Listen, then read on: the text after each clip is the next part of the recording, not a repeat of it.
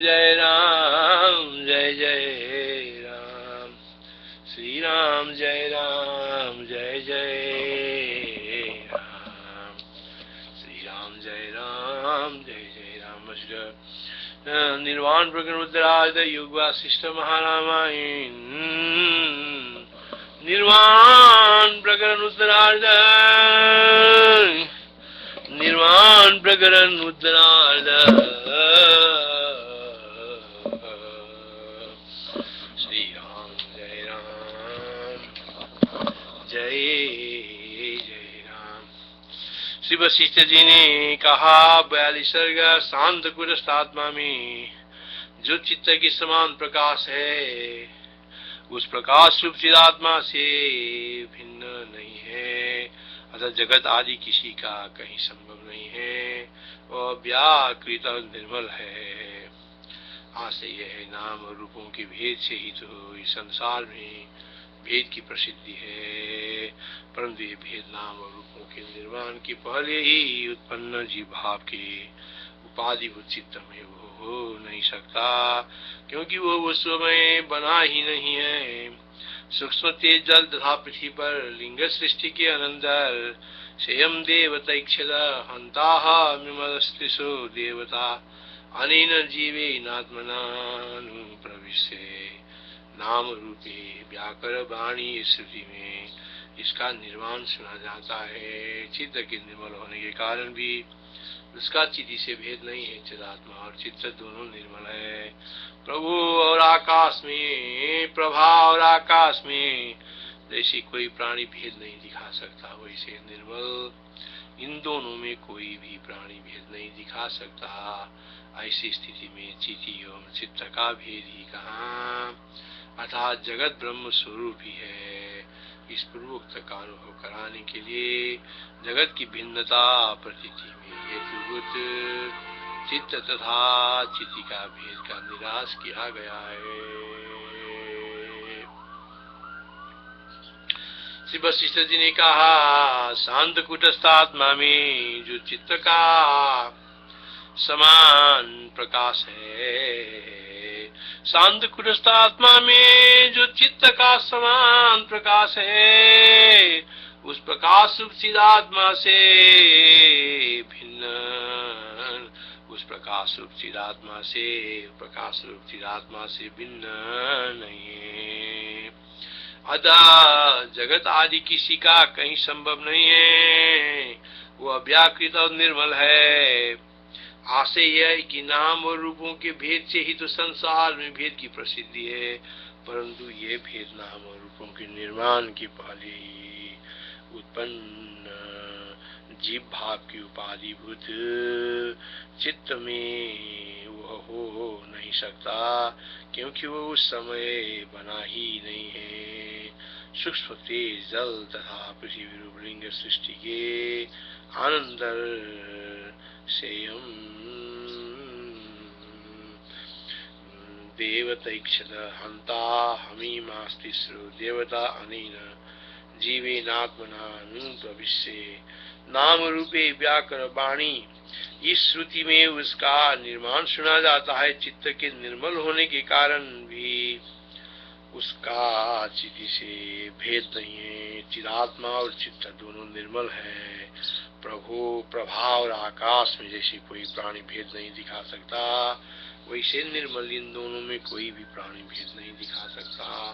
ऐसी स्थिति में चिति एवं चित्त का भेद ही कहाँ, अर्थात जगत ब्रह्म स्वरूप ही है। इस पूर्वोक्त का अनुभव कराने के लिए जगत की भिन्नता प्रतीति में हेतुभूत चित्त था चिति का भेद का निराश किया गया है। वशिष्ठ वाच चित्ता चित्तवत् कथनं शान्ते एतत्तस्मान् न विद्यते। चित्तवत् कथनं शान्ते एतत्तस्मान् न विद्यते। अव्याकृतमलदया क्वाथ सर्गादिसम्भव। अव्याकृतमलदया क्वाथ सर्गादिसम्भव।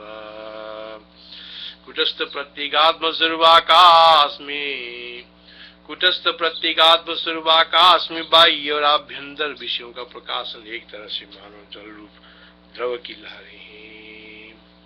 कुटस्थ प्रत्येगात्म स्वरूप आकाश में बाह्य और आभ्यंतर विषयों का प्रकाशन, कुटस्थ प्रत्येगात्म स्वरूप आकाश में बाह्य और आभ्यंतर विषयों का प्रकाशन एक तरह से मानव जल रूप एवं द्रव की लहरें हैं।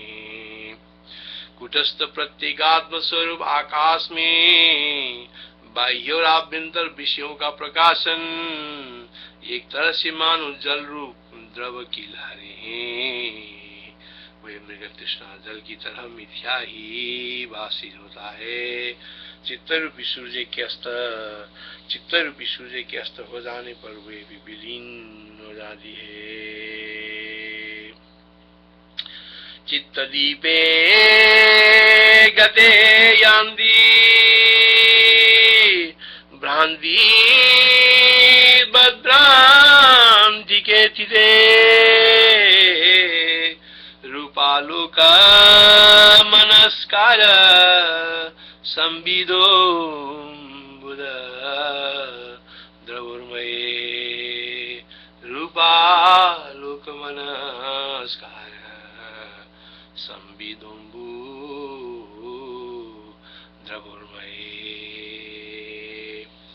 कुटस्थ प्रत्येक आत्मस्वरूप आकाश में बाह्य और आभ्यंतर विषयों का प्रकाशन एक तरह की मानो जल रूप द्रव की लहरें हैं। कुटस्थ प्रत्येक आत्मा स्वरूप आकाश में बाह्य और आभ्यंतर विषयों का प्रकाशन एक तरह से मानो जल रूप द्रव की लहरें हैं। वे मृग तृष्णा जल की तरह मिथ्याई भाषित होती है। चित्तरूप सूर्य की अस्त हो जाने पर इसे वे भी विलीन हो जाती हैं। चित्तरूपी सूर्य के अस्त हो जाने पर, चित्तरूपी सूर्य के अस्त हो जाने पर वे भी विलीन हो जाती है। कुटस्थ प्रत्येक आत्म स्वरूप आकाश में बाह्य और आभ्यंतर विषयों का प्रकाशन एक तरह से मानो जल रूप द्रव की लहरें हैं।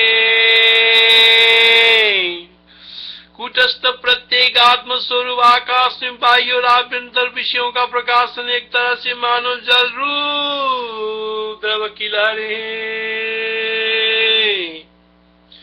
वे मृग तृष्णा जल की तरह मिथ्या ही भाषित होती है। चित्तरूपी सूर्य के अस्त हो जाने पर वे भी विलीन हो जाने। चित्ता दीपिकते यान्ति भ्रांति खेचिते रूपा लोकमनस्कार संविदोम्बु द्रवोर्मये। चित्तादिविगते यान्ति भ्रांति खेचिते रूपा लोकमनस्कार संविदोम्बु द्रवोर्मये।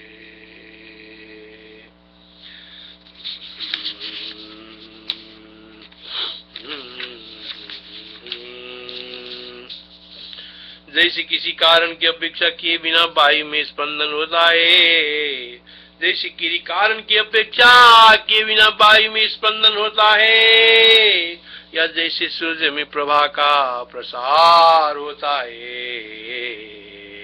वैसे ही परब्रह्म परमात्मा में ये जगत है, अर्थात जगत को अपनी सत्ता में चिति से अतिरिक्त दूसरे किसी कारण की अपेक्षा ही नहीं है। इससे भी ये जगत चिति रूपी है। जैसे किसी कारण की अपेक्षा के बिना वायु में स्पंदन होता है,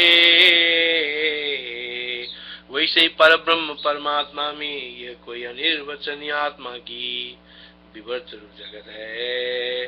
महाचिद रूप जैसे जैसे किसी कारण की अपेक्षा किए बिना वायु में स्पंदन होता है, जैसे सूर्य प्रभा का प्रसार होता है, वैसे ही पर ब्रह्म परमात्मा में ये जगत अर्थात जगत की अपनी सत्ता में चिति से अतिरिक्त दूसरे किसी कारण की अपेक्षा ही नहीं है। इससे भी वह जगत चिति रूप ही है। निरस्त करणापेक्षम मरुता स्पंदनम यदा, निरस्त करणापेक्षम मरुता स्पंदनम यदा यदा विसरणम भासस तथा जगदिदम मरे। जैसे जल में द्रवत्व आकाश में शून्यता और वायु में स्पंदता है, जैसे जल में द्रवत्व आकाश में शून्यता और वायु में स्पंदता है, जैसे जल में द्रवत्व आकाश में शून्यता और वायु में स्पंदता है, वैसे ही परब्रह्म परमात्मा में यही कोई अनिर्वचनीय आत्मा का विवर्त रूप जगत है। जैसे जल में द्रवत्व आकाश में शून्यता और वायु में स्पंदता है, वैसे ही परब्रह्म परमात्मा में कोई अनिर्वचनीय आत्मा का विवर्त रूप जगत है। जैसे जल में द्रवत्व आकाश में शून्यता और वायु में स्पंदता है, वैसे ही परब्रह्म परमात्मा में यह कोई अनिर्वचनीय आत्मा का विवर्त रूप जगत है। द्रवत्वमिव कीलाले शून्यत्वमिव चाम्बरे, स्पंदनत्वं मरुतो वेदं किमप्यात्ममयं वरे। द्रवत्वमिव कीलाले शून्यत्वमिव चाम्बरे, स्पंदत्वं मरुतो वेदं किमप्यात्ममयं वरे। महाचिद्रूप महाकाश में जो ये जगत भासमान होता है, महाचिद्रूप महाकाश में जो ये जगत भासमान होता है, वो चिद्रूपी मणि में निर्मलता की तरह स्फुरित होता है। अर्थात जागृत स्वप्न अवस्था में जैसे चित्त आदि का आत्मा में हुआ प्रकाश आत्मा से अभिन्न है, वैसे ही ब्रह्म में मायाधीन आकाश आदि में हुआ प्रकाश भी ब्रह्म से अभिन्न है। महाचिद्र महाकाश में जो ये जगत भासमान होता है, महाचिद्र महाकाश में जो ये जगत भासमान होता है, वो चिद्रूपी मणि में निर्मलता की तरह स्फुरित होती है। अर्थात जागृत और स्वप्न अवस्था में जैसे चित्त आदि का आत्मा में हुआ प्रकाश, जैसे जागृत और स्वप्न अवस्था में जैसे चित्त आदि का आत्मा में हुआ प्रकाश आत्मा से अभिन्न है, वैसे ब्रह्म में मायाधीन आकाश आदि में हुआ ब्रह्म में अर्थात मायाधीन आकाश आदि में हुआ प्रकाश भी ब्रह्म से अभिन्न है। महाचिति महाकाशे यदिदं भासते जगत् तच्चित्तमेव कदति निर्मलत्वं महाचिति में जगत जैसे ही है, जैसे जल में द्रवता, महाचिति में ये जगत वैसे ही है, जैसे जल में द्रवता आकाश में शून्यता वायु में स्पंदता है। महाचिति में ये जगत वैसे ही है, जैसे जल में द्रवता आकाश में शून्यता वायु में स्पंदता है। यदा द्रवत्वं पयसि यदा शून्येन्दुमम्बरे, यदा प्रस्पन्दनं वायु महाचिति तथा जगत्, यथा द्रवत्वं पयसि यदा शून्यान्दुमम्बरे, यथा प्रस्पन्दनं वायु महाचिति तथा जगत्।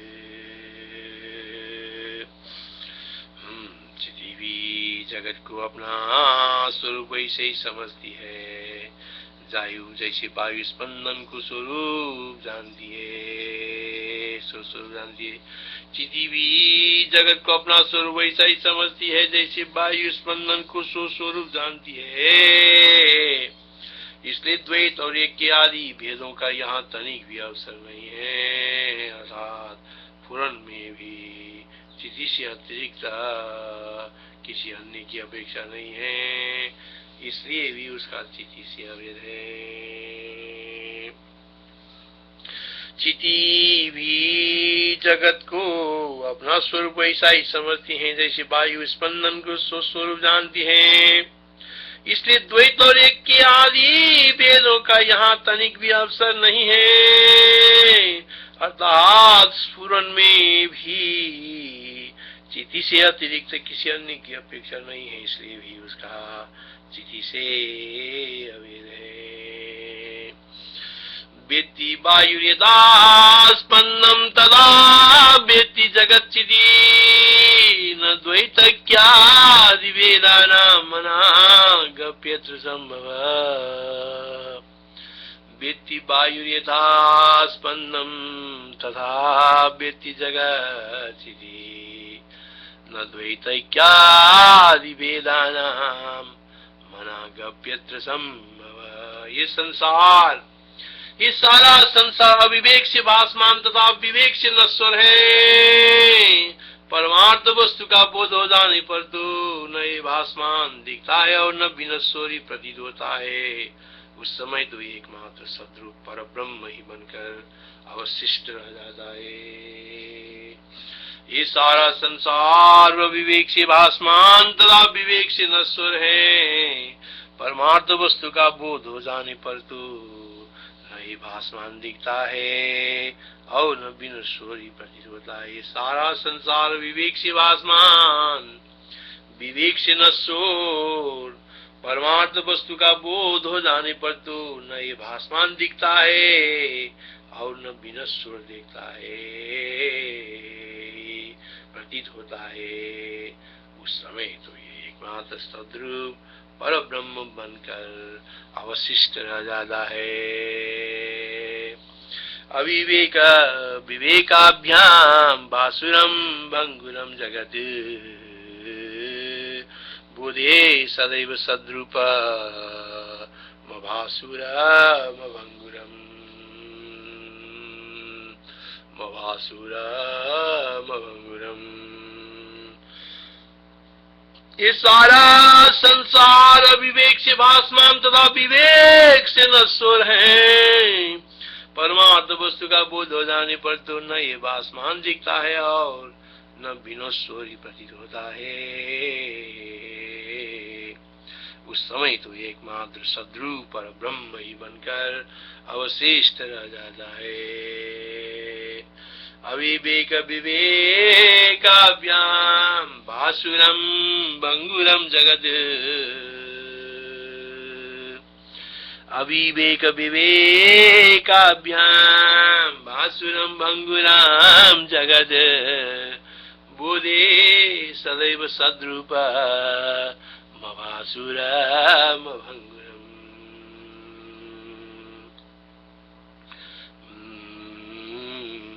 इस समय तो एकमात्र और विनश्वरी प्रतीत होता है। उस समय तो एकमात्र सद्रूप पर ब्रह्म ही बनकर अवशिष्ट रह जाता है। ज्ञान मात्र शुद्ध आदि मध्य और अंत से रहित महाचिन्ह मात्र भी पर ब्रह्म से अतिरिक्त और कुछ दूसरा रहता ही नहीं है। ये तत्व ज्ञान से निर्णित हुआ। ज्ञान मात्र शुद्ध आदि मध्य और अंत से रहित, ज्ञान मात्र शुद्ध आदि मध्य और अंत से रहित महाचिन्ह मात्र रूपी पर ब्रह्म से अतिरिक्त और कुछ दूसरा रहता ही नहीं। ये तत्व ज्ञान से निर्णित हुआ है। ज्ञप्ति मात्रा दृदे शुद्धादि मध्यान्त वर्जिताम नान्यदस्ति निर्णितम महाचिन्ह मात्र रूपिणी बाधे बोधे सदैव सद्रूप भासुरमभंगुरम गिप्ति मात्रां धृते शुद्धादादि मध्यान्धवर्जितात् तान्यस्ति निर्णिदं महाचिन्मात्ररूपिणी। वो किसी के मत में शांत शिवा, किसी के मत में शाश्वत ब्रह्म, किसी के मत में शून्यता रूप और किसी के मत में ज्ञान रूप अर्थात उस स्वरूप के विषय में वेदों का अनुसरण करने वाले और न करने वाले विचारशीलवादियों की यथार्थ रूप से उनकी कल्पना हुई है। कल्पनाएं वो किसी के मत में शांत शिव, किसी के मत में शाश्वत ब्रह्म, किसी के मत में शून्यता रूप तथा किसी के मत में ब्रह्म बहुत ज्ञान स्वरूप अर्थात उस स्वरूप के विषय में वेदों का अनुसरण करने वाले और न करने वाले विचारशीलवादियों की यथार्थ रूपों से अनेक कल्पनाएं।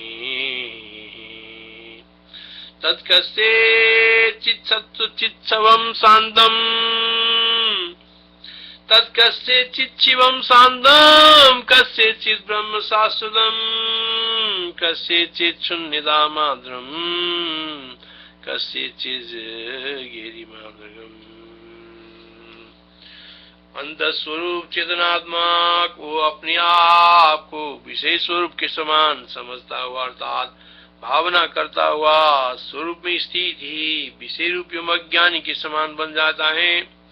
अंत स्वरूप चेतनात्मा को ही, अंत स्वरूप चेतनात्मा को ही अपने आप को विषय स्वरूप के समान समझता हुआ अर्थात भावना करता हुआ स्वरूप में स्थित ही विषय रूपी अज्ञानी के समान बन जाता है।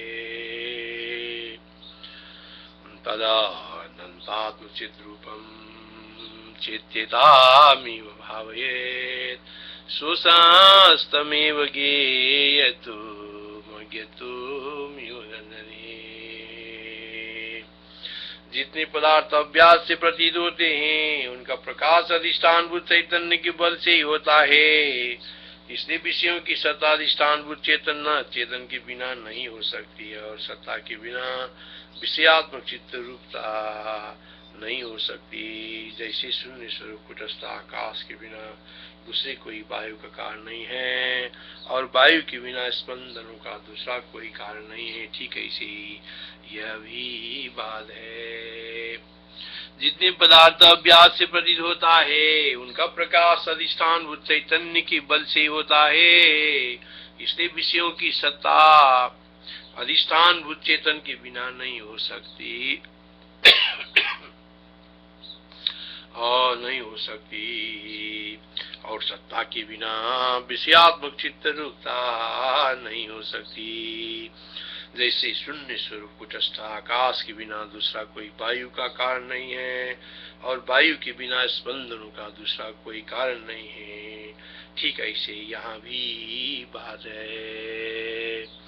चित्तया नास्ति सत्ता च चित्तता नास्ति तां विना,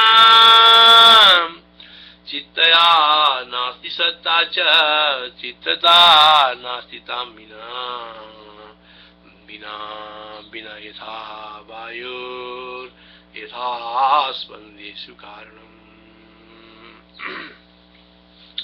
तथा मां चैतन्य की संकल्प से जायमान एवं निरंतर ब्रह्म सत्ता के बल पर अपनी सत्ता रखने वाली सृष्टि ब्रह्म में महा अधिष्ठान ब्रह्म की अपेक्षा से सदा सत्ता है और स्वरूप सत्ता है।